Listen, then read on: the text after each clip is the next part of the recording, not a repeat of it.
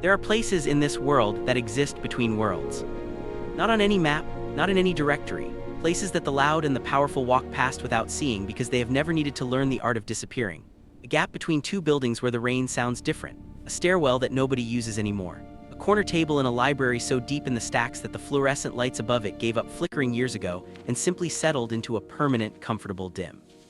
Elian knew every one of those places. He had been collecting them since he was 7 years old, cataloging the invisible corners of every building he had ever entered with the quiet precision of someone whose survival had always depended on being unseen. It was not a hobby. It was not a quirk. It was the most fundamental skill he possessed, honed over 22 years of living in a world that had never quite made room for him. He was an Omega, that was the first fact.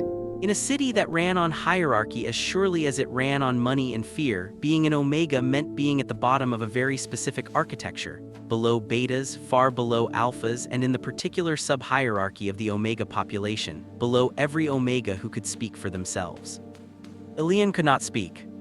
Not because he had nothing to say. His mind was a library unto itself, dense and organized and full of things he had never been able to give to air. But the voice that other people took for granted, the simple biological machinery of speech, had never worked for him. Selective mutism was what the doctors had called it at first, then something more permanent, something that lived in the nervous system rather than the psychology, something that no amount of therapy or time had shifted. He communicated in writing, on the small notepad he kept in the front pocket of his oversized gray cardigan, in sign language when people knew it, which was rarely, in the eloquence of his eyes, which those who paid attention had learned to read like a second language. Most people did not pay attention, which was in its own way a gift. The Voss City Public Library was the largest building Elian had ever loved. 7 floors, 200,000 volumes, a basement archive that smelled of aged paper and iron and something that might have been time itself. He had worked there for 3 years as an archivist's assistant, a job that required almost no speech and enormous amounts of careful, patient attention, both of which he had in abundance. He arrived every morning at 8 and left every evening at 6 and spent the hours between in a state of quiet that most people would have found unbearable and that he found to be the closest thing to peace he had ever known. He had a desk, 3rd floor, east wing behind the periodicals section, accessible through a gap between 2 rows of shelving that most people missed because it was poorly signed and slightly narrow. The desk was technically storage space that had been cleared years before his arrival. Nobody had reclaimed it. Elian had furnished it over 2 years with a lamp, a small plant, a cushion for the wooden chair, and a rotating collection of whatever he was currently reading. It was the safest place he knew. Which was why, on the night of October 14th, when the library had been closed for 3 hours and the city outside had turned dangerous in ways he had not anticipated, it was the place he ran to. He had not meant to stay late. He had been finishing a cataloging project in the basement archive, a collection of historical documents that required careful handling and precise notation, the kind of work that made hours disappear without warning. By the time he surfaced, it was past 10. The library was locked. The night security guard, old Mr. Fenwick, had apparently assumed the building was empty and had done his rounds without checking the basement, which Elian made a note to speak to him about in writing, obviously, tomorrow. He was not panicked. He knew how to get out. There was a side exit on the 2nd floor that required a staff key, which he had, and the alarm code, which he also had. He gathered his things, his bag, his notepad, his cardigan pulled tighter against the basement chill, and climbed the stairs toward the 2nd floor. He was halfway across the 1st floor reading room when he heard the front door. Not being opened with a key, being opened despite being locked. The specific sound of a lock being defeated rather than turned, quiet, professional, the sound of people who did this regularly and had stopped noticing the skill required. Elian stopped. He stood perfectly still in the darkened reading room between 2 rows of tables and listened. Footsteps, multiple, at least 5 distinct patterns he counted by instinct, by the survival mathematics of a person who had learned early that the number of threats mattered as much as the nature of them. Voices low and controlled. Sweep the floors. He was seen entering this building at 1900 hours and no one saw him leave. The archive entrance is in the basement, if he's hiding. He's not hiding, he doesn't know we're looking, move quietly. Elian's whole body went cold. He knew that voice.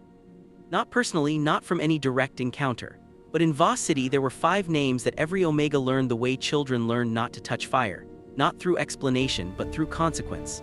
5 Alpha family names that represented 5 interlocking criminal organizations that had, over 3 generations, divided the city into territories as precisely as a cartographer divides a map.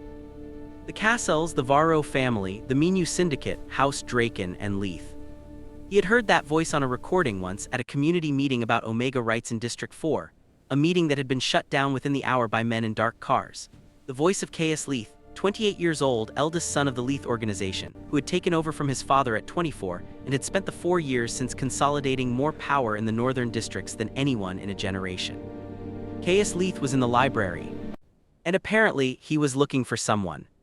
Elian's mind ran the calculation in 3 seconds. 5 Alphas, professional, armed almost certainly, hunting someone in a building he knew better than any of them.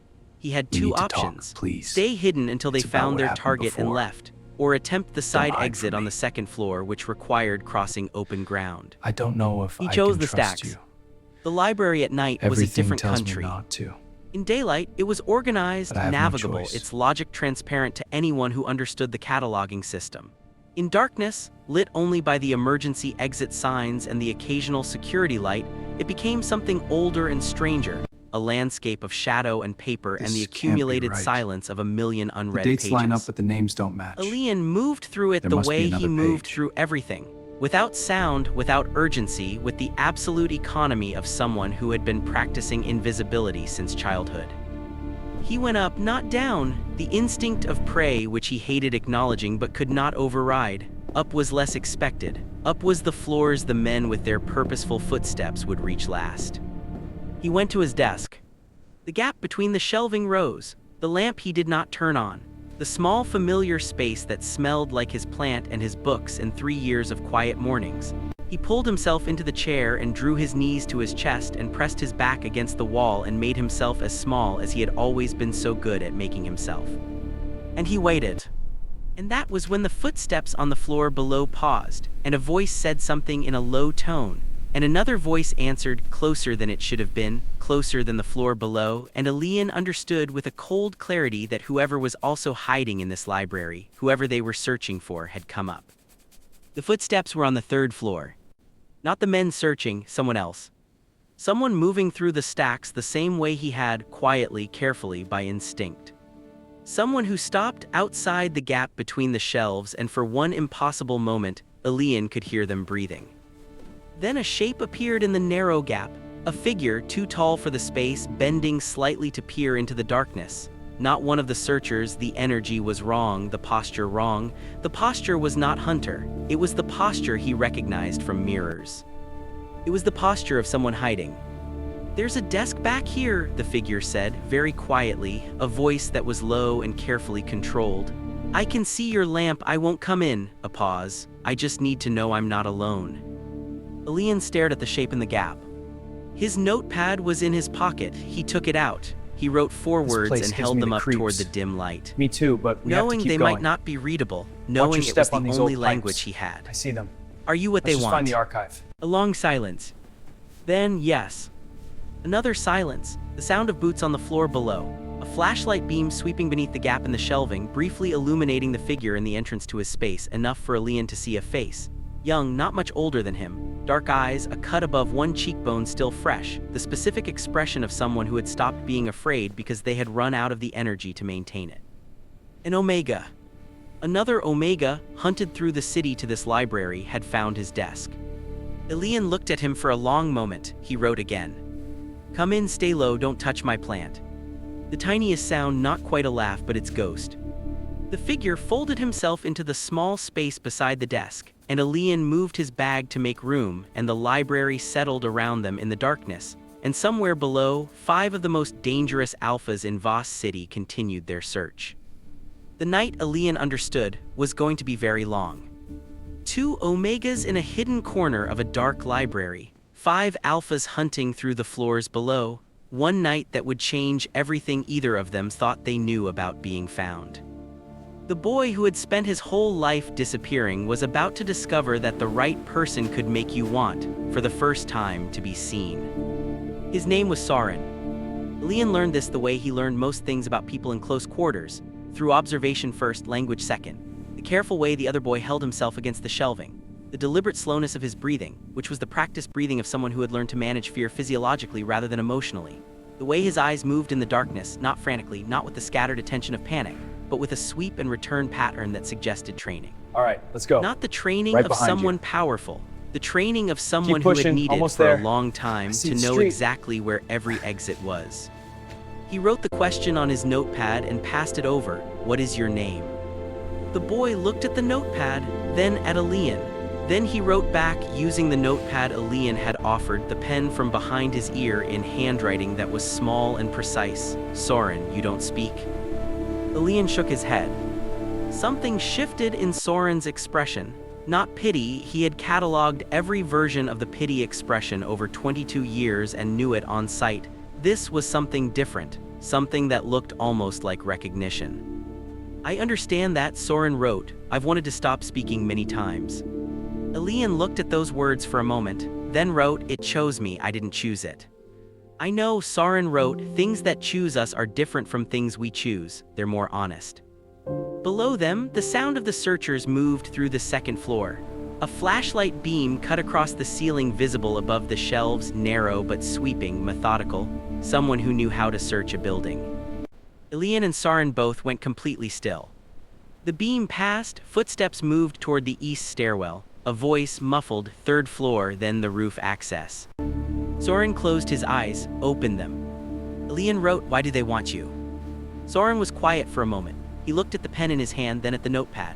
Then he wrote slowly as if the words cost something. I witnessed something I was not supposed to witness. 3 nights ago, a meeting between the Cassel family and House Draken. There was a disagreement. I was shelving returns in the private reading room on the 4th floor. I work here too. I didn't know the room had been reserved. I saw faces. I heard names. I saw what happened when the disagreement became something worse. He stopped writing. The implication of the unfinished sentence but we sat have to between face them. it now. Elian I wrote, can't you pretend also anymore. work here. This is too important. Something that was Please, almost a trust me. smile. Night Let's go together. shift. Circulation desk. You're the one with the desk in the 3rd floor east wing, aren't you? I've seen your lamp from the main aisle, never seen you. I'm easy to miss, Elian wrote. I don't think that's true, Soren wrote. And then, as if embarrassed by the directness of it, he looked away toward the gap in the shelving. The 3rd floor was where Caius Leith found them. Not immediately, it took 20 minutes of careful searching, of flashlight beams crossing and recrossing the ceiling above Elian's hideout, of voices conferring in the methodical way of professionals who were not worried about running out of time. The library was locked from the outside. There was nowhere to go. They could be patient. It was the other one who found them first. Not Leith, a man who introduced himself incongruously by knocking twice on the shelving unit beside the gap, as if he were knocking on a door.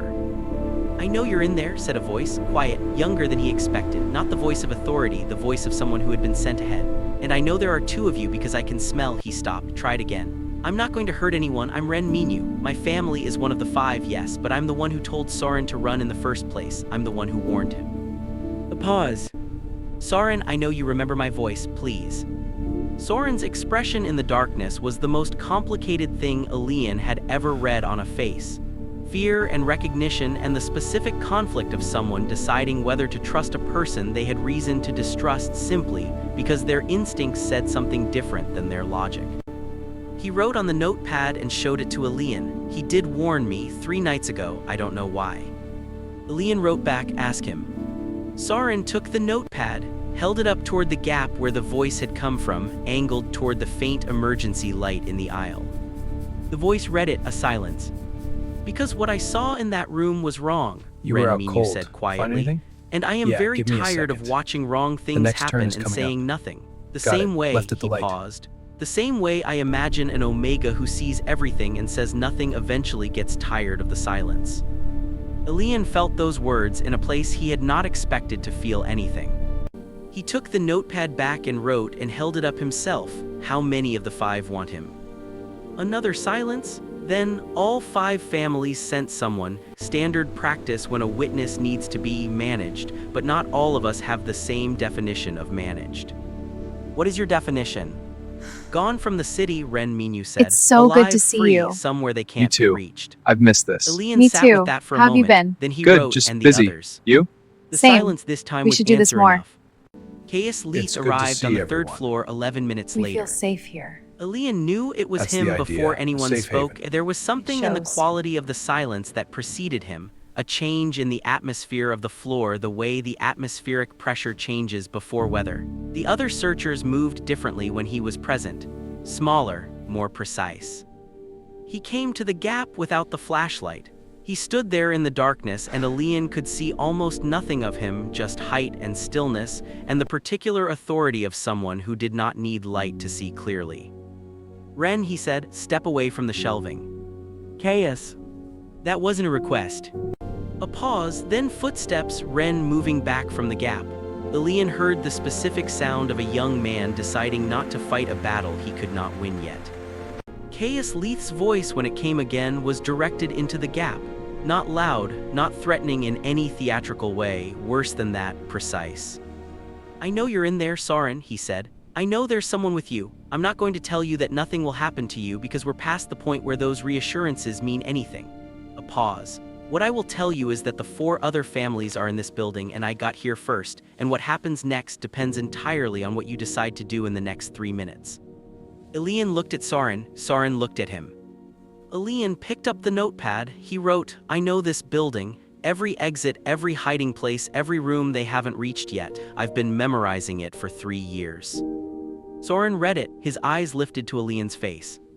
Elian wrote again, I've been invisible my whole life. Let me be useful with it.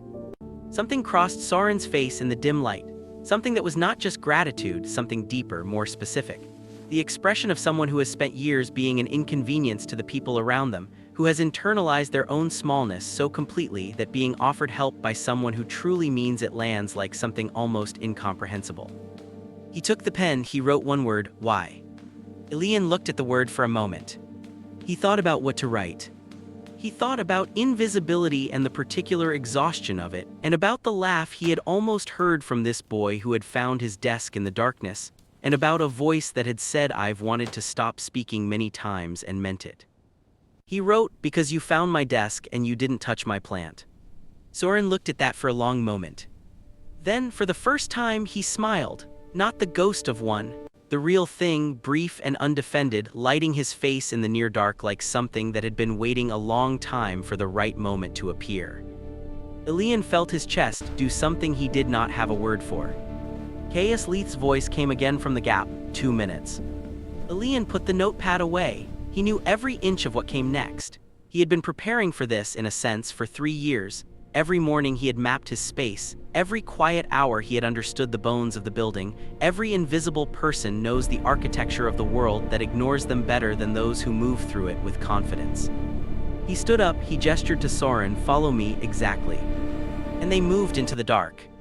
He had no voice, he had something better, the knowledge of every shadow in a building that had sheltered him for 3 years. And now, for the first time, that knowledge was not just his survival. It was someone else's too, and that made it matter differently. 3 minutes, 5 families, 1 exit, and a boy with a real smile who had found his desk in the dark. The night wasn't over yet. The library had a secret. Most old buildings do, a passage, a room, a piece of architecture that the original builders included for reasons that the current occupants have forgot. The Voss City Public Library's secret was a maintenance corridor that ran from the 3rd floor east wing to a utility exit on the ground level, accessible through a door in the archival storage room that was not on any publicly available floor plan. Elian had found it 14 months ago during a late evening when he'd been exploring the building with the unhurried attention of someone who had nowhere more important to be, and had noted it the way he noted all useful things, quietly, precisely, and without telling anyone. He led Soren through the gap in the shelving and into the east wing with the specific unhurried pace of someone who knew that running caused noise and noise caused consequence. Soren followed with a precision that Elian found remarkable, not stumbling, not hesitating, matching his pace with the attentiveness of someone who had decided to trust completely and was honoring that decision with their whole body. Behind them, Caius Leith's 3 minutes had elapsed. The sound of the gap being entered, footsteps where they had been sitting. They moved, said a voice, controlled, not surprised. Maintenance corridor, another voice, one of the other four. There's a service exit on ground level. Varro, take the ground floor. Draken, cover the roof access. Nobody leaves this building until. Elian stopped listening. Listening to threat was a luxury when you were moving. He focused on the corridor, the narrow, dark, slightly damp passageway that smelled of old pipes and stone, and on the sound of Soren's footsteps behind him, which were steady and quiet and present. They were almost to the ground floor when Soren's hand caught the back of his cardigan. Elian stopped. Soren leaned forward and breathed against his ear, someone at the exit. He had heard it before. Elian, sharper senses perhaps, or a different angle of hearing in the corridor. Elian stood very still and listened, and yes, there it was, footsteps on the ground level near the utility exit. One person, waiting. He thought for 3 seconds. Then he took out his notepad and wrote in the dark by feel, the way he sometimes wrote when he woke at night with a thought he didn't want to lose, not the exit, the basement. Archive access has a window well, old building, not on the security system. He felt Soren read it by touch, his fingers finding the words. A pause, then Soren's hand squeezed his arm briefly once, understood. The basement window well was something even the building staff mostly didn't know about. It was behind a shelf of deteriorating periodicals from the 1940s, a metal-framed casement window that opened onto a concrete well at street level, designed originally for light and ventilation, forgotten for decades, unalarmed because it had been classified as a structural feature rather than an access point when the security system was installed 12 years ago. Elian had discovered it the same night as the maintenance corridor, and had thought, at the time, that it was the kind of thing that would only ever matter in a very specific emergency. He had not imagined the emergency would look like this. It's about what happened before. He got the window open, stiff, protesting, requiring both of them to push, and the cold October air came in, street level. The concrete well was deep enough that the opening was invisible from the street unless you were standing directly over it. Soren went first, then Elian, pulling his bag through behind him. They stood in the concrete well beneath the street-level, cold air, the sounds of the city above them. Elian looked up at the rectangle of orange-lit sky. A taxi passed, someone's music from a passing car, the ordinary city, indifferent to everything that had just happened. He looked at Soren. In the light from the street above, Elian could finally see him properly. 22 or 23, slight build, the kind of face that became more itself the longer you looked at it, features that required attention to resolve into what they were, which was striking in a way that had nothing to do with conventional arrangement, and everything to do with the specific quality of expression in it. Dark eyes that were currently looking at him with an intensity that made the cold air feel warmer than it was. The cut above his cheekbone, the slightly torn collar of his jacket, the evidence of a night spent running. Elian opened his notepad. He wrote, "Can you climb?" Soren looked at the well, back at Elian. He almost smiled again. Yes. They climbed. 2 blocks from the library, in the doorway of a closed bakery that smelled of yesterday's bread, they stopped. Not because it was safe, it wasn't, not fully, not yet. But because Soren's legs had reached the end of what they were willing to do without a pause, and Elian could see it in the way he was holding himself, the particular exhaustion of a body that has been running on adrenaline for hours and has just noticed the debt accumulating. They stood in the doorway, close because the space required it, the city moving past them in its foreign-the-morning indifference. Soren spoke actually for the first time directly to Elian, quietly. "You should go, you got me out. That was more than anyone had to do. You should go back to your apartment and your life and forget tonight." Elian looked at him. He took out his notepad. He wrote, "You have nowhere to go." Soren looked at the words, "I'll figure it out." Ren Minyu said, "Gone from the city, alive, free." Ren Minyu is one of the 5 families I can't trust. He warned you first, before tonight. Soren was quiet. There are people, Elian wrote, who come from the wrong places and make the right choices anyway. The place they come from doesn't cancel the choice. Me too, but we have to keep going. Soren looked at those words for a long time. That's true of you too, he said quietly. You come from, I don't know where you come from, but you came from a place that made you invisible, and you made the choice to be useful with it instead of just surviving with it. Elian looked at him. He had not thought about it that way. He had thought about invisibility as a condition, a thing done to him, a thing he had adapted to, a thing that was simply his particular version of the world. He had not thought about the choice inside it, The daily decision to map the building rather than merely endure it, to notice the window well, to keep the notepad instead of going silent in every sense. He wrote, "I have a friend, not in this city, 4 hours north. An Omega community, real safety, real infrastructure, not managed by any of the 5. I've been meaning to visit for 2 years and haven't." He paused, then wrote, "I could visit now." Soren read it. He looked at Elian over the edge of the notepad with the expression of someone who is trying to determine if something is real. "You'd leave the city," he said, "for a stranger." "You found my desk," Elian wrote. "You didn't touch my plant. You have precise handwriting and you said things that were true. You're not a stranger." Something in Soren's face broke open, very quietly. Not dramatically, just a shift, the way light shifts when a cloud moves, unremarkable and entirely transforming. "I don't know how to thank you," he said. "You don't have to," Elian wrote. "Just come with me." Ren Minyu found them at the bus station. Elian had not expected that, had not known how Ren had tracked them, had tensed when the young man appeared from behind a ticket machine looking slightly winded and entirely unlike someone who had come to cause harm. He was younger than Elian had imagined from his voice, 20 at most, a face that looked uncomfortable with the world it had been born into, which Right Elian behind you. recognized as a specific and hopeful kind Keep of pushing, discomfort. almost there. "I'm not See here to the bring you street. back," he said immediately, reading the tension in both of them. "I'm here because Caius knows about the bus station. There are 2 men watching the main entrance." He held out a car key. "My car, side lot, gray sedan, space 42, take it. Leave it at the northern terminal in Harwick and I'll have someone collect it." He paused. "And there's an envelope in the glove compartment. Contacts in Harwick who can help. People I trust who are not part of any of this." Soren stared at him. "Why?" Ren was quiet for a moment. Then, "Because I have been watching the wrong things happen since I was old enough to understand what wrong was, and I am done being a person who watches." He looked at Soren. "What happened in that reading room should not have happened. The fact that you saw it doesn't make you responsible for it. You deserve to be free of it." He looked at Elian. "Both of you." Elian took the key.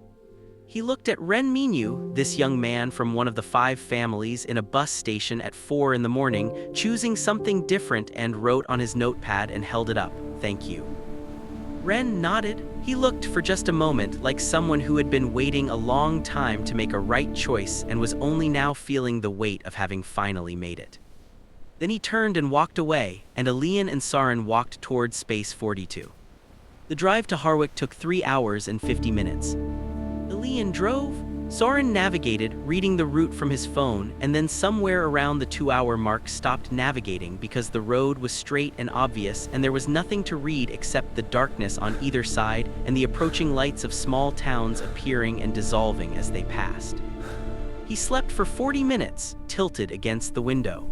Elian watched the road and listened to his breathing and thought about 3 years of invisible mornings and a desk that nobody else had ever sat at and a plant that was I know this currently is hard, unwatered and a life we have that to had face it been, now. until tonight, I can't entirely pretend contained. anymore. This is too important. When Soren woke, he Please, sat trust me. quietly for a Let's go while. together. Then he said, "Tell me something about yourself, not with the notepad you can write. I'll wait. I just want to know something real." Elian kept his eyes on the road. He thought for a moment. Then he reached for the notepad on the dashboard and wrote without looking, the way he sometimes could when the words were simple and true. He handed it to Soren. "I have been invisible my whole life. I thought it was a loss. Tonight was the first time I understood it might have been preparation." Soren read it. He read it twice. Then he set the notepad down carefully, and in the dark of the moving car, he reached over and covered Elian's hand on the gearshift with his own, not grasping, not demanding, just present, just warm, just there. Elian looked at the road. His chest was doing the thing again that he didn't have a word for. He thought about a new word for it. He thought about it the way he thought about all important things, carefully, precisely, with the unhurried attention of someone who understood that the right word mattered. He thought the word might be found. The Harwick community was a collection of low buildings at the edge of a forest, surrounded by light. Not the harsh light of security or the amber light of cities, but the soft, generous light of a place that wanted to be seen, lamps in windows, string lights on the paths between buildings, the golden glow of a common room through glass doors that were open despite the October cold, the smell of wood smoke and something cooking, the sound of voices that were not afraid. Elian's friend, a small, fierce woman named Petra who had left Voss City 4 years ago and never regretted it, met them in the parking lot with the expression of someone who has been waiting and is pretending they weren't. "You finally came," she said to Elian. Then she looked at Soren, then at the hand that was still near Elian's in the space between them, and she said nothing further about You were it out with the cold. tact of Find someone anything? who understood what Yeah, she was give me seeing. a second. She The led them next turn is inside. coming up. The common Got it. room Left was at the light. warm and alive with the specific energy of a place where people had chosen, deliberately and at some cost, to build something safe. Elian stood in the doorway and felt the warmth of it settle over him the way warmth settles after cold, gradually, completely, in layers. Soren stood beside him. He wrote on his notepad small and held it up so only Soren could see. "Is this the kind of place you imagined?" Soren looked at the room, at the light and the people and the warmth of something built on purpose. "Better," he said, "much It's better." so good to see He you. looked at Elian. You too. And the I've missed smile, this. the real Me too. one, the How have you undefended been? one that Good, had just appeared busy. briefly in the You? basement dark, Same. appeared We again, should do this fully more. this time, with nothing to hold It's it good back. to see everyone. Elian looked at that We feel smile in the safe light. here. He thought about That's the visibility, idea, a about safe how haven. long he had practiced Shows. disappearing, how thoroughly he had mastered it, how much of his life had been organized around the skill of not being seen. And he thought about this, a common room, an open door, a person standing beside him who had found his desk in the darkness and known, somehow, that it was the most important desk in the building. He thought about the word he had found in the car. He wrote it on the notepad simply and held it out. "Found." Soren looked at the word, he looked at Elian. He took the pen, beneath Elian's word he wrote his own. "Home." Outside, the October night continued its business, indifferent and enormous. In Voss City, 5 families and their complicated ambitions moved through their dark geography, and the library stood locked and full of books and the ghost of 2 boys who had sat in a hidden corner and chosen each other in the dark.